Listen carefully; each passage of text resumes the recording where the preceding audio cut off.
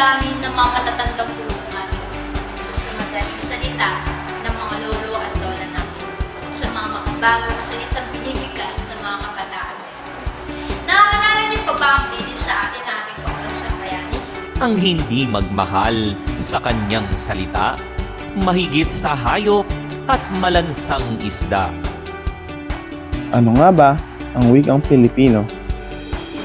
Wikang Pilipino, ang pambansang wika ng ating bansa. Ito ay nagsisilbing kaluluwa at sumasalamin sa ating pagkakakilanlan at kultura. Ginagamit ng mga Pilipino sa pakikipagkomunikasyon at nagiging daan upang tayo ay magkaunawaan.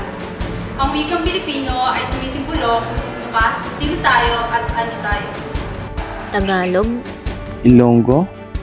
Kapampangan, Cebuano.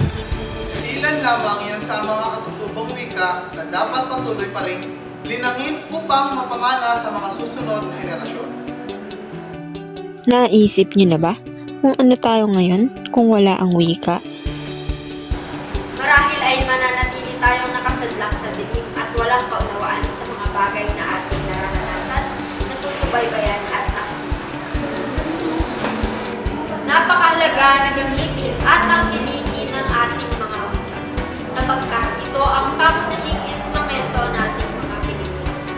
Maipahayag ang ating damdamin, saloobin, kaisipan, opinyon at emosyon. Ang pagmamahal sa sariling wika, ganda ng pagyakap sa iyong bansa. Huwag nating ikaiya ang pinaglaban ng ating mga katutubo. Pagkus ay ating itong pagyamanin at tangkilikin ng ipagaling ng respeto.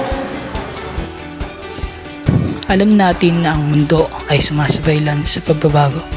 Pero hindi ibig sabihin nito na dapat na din nating baguhin, kalimutan kung ano ang ating naagisnan, kung ano ang ating pagkakakilanlan.